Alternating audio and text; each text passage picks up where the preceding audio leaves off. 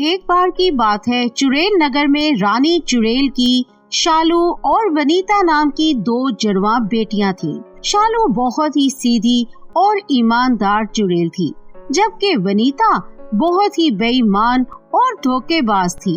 वनीता बात बात पर झूठ बोलती थी।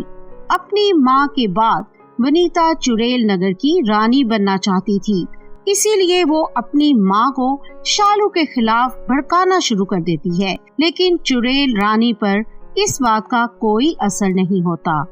ये बुढ़िया मेरी किसी बात पर यकीन नहीं करती, हमेशा इस शालू की तारीफें करती रहती है। सबसे पहले मुझे अपनी माँ को रास्ते से हटाना होगा, इसके बाद मेरी बहन को।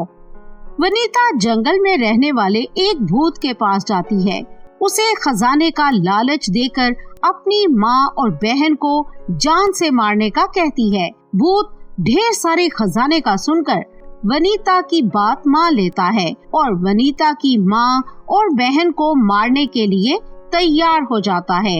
एक दिन मौका पाकर वनीता चुड़ैल भूत के साथ मिलकर अपनी चुड़ैल माँ को मार देती है और खुद वहाँ की रानी बन जाती है। वनीता रानी चुड़ैल के कातिल का इल्जाम अपनी बहन शालू पर लगा देती है। शालू अपनी बहन की चाल समझ जाती है और इससे पहले कि चुड़ैल आकर उसे गिरफ्तार करे, शालू वहाँ से भागकर पृथ्वी पर चली जाती है। जब ये बात वनीता चुड़ैल को पता चलती है तो वो बहुत गुस्सा हो जाती है। तुम चुड़ैलें किसी काम की नहीं, सबकी सब नकम्मी हो। मैं कुछ नहीं जानती, कहीं से इस शालू की बच्ची को पकड़ कर लाओ, वरना तुम सबकी खैर नहीं।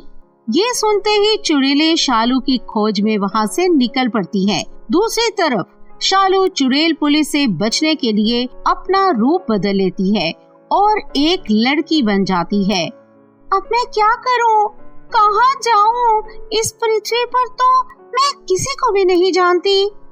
तभी एक बूढ़ी औरत वहाँ आती है जो अपने हाथों में एक बड़ी सी फल और सब्जियों की टोकरी पकड़े हुए थी। सुन बेटी, क्या तुम इस फल और सब्जी की टोकरी को लेकर मेरे घर तक चल सकती हो? बुढ़िया की हालत देखकर शालू को उस पर बहुत दया आती है और वो फल और सब्जी की टोकरी को अपने हाथों में उठाकर बुढ़िया के साथ चल देती है।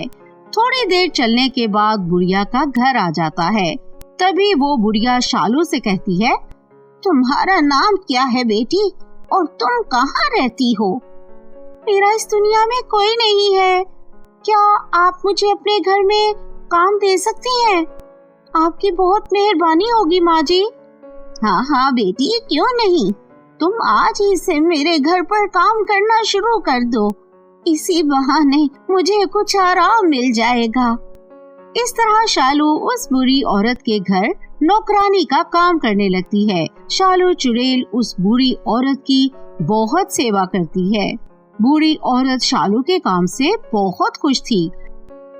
फिर एक दिन उस बूढ़ी औरत का बेटा अजय शहर से वापस आता है, लेकिन जैसे ही उसकी नजर शालू पर पड़ती है तो उसे देखता ही रह जाता है। इतनी सुंदर लड़की मेरे घर में क्या कर रही है माँ? ये लड़की कौन है? बेटा, इसका नाम शालू है, मैंने इसे यहाँ काम पर रखा है, ये बहुत अच्छी लड़की है। धीरे धीरे अजय और शालू की नजदीकियां बढ़ने लगती हैं और दोनों में प्रेम हो जाता है। लेकिन फिर एक दिन जासूस चुड़ैल शालू का पता लगा लेती है और वनीता चुड़ैल के पास जाकर उसको खबर दे देती है। अच्छा, तो मेरी बहन अपना रूप बदलकर पृथ्वी पर रह रही है, मैं अभी जाकर उसको खत्म कर देती हूँ। वनीता चुड़ैल उसी वक्त उस बूढ़ी औरत के घर पहुँच जाती है। कैसी हो मेरी प्यारी बहन? तूने क्या सोचा था कि मैं तुझे कभी ढूंढ नहीं पाऊंगी? अरे नहीं, ये क्या, कैसे आ गई? हाँ, अब मैं क्या करूं? अब मैं तुझे नहीं छोड़ूंगी, मरने के लिए तैयार हो जा मेरी प्यारी बहन।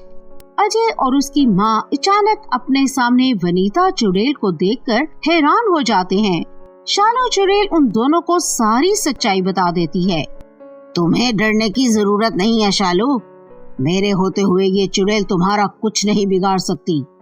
ये कहकर अजय वनीता चुड़ैल पर जादुई राख फेंककर उसकी सारी शक्ति खत्म कर देता है।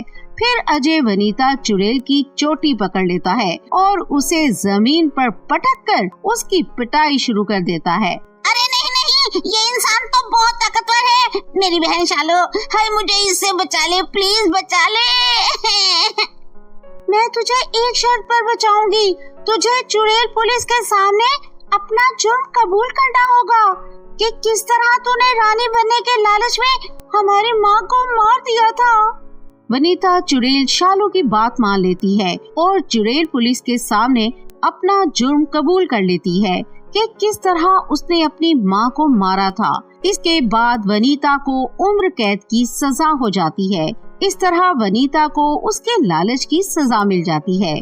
उधर शालू और अजय शादी कर लेते हैं और हंसी खुशी रहने लगते हैं। तो दोस्तों, कैसी लगी हमारी कहानी?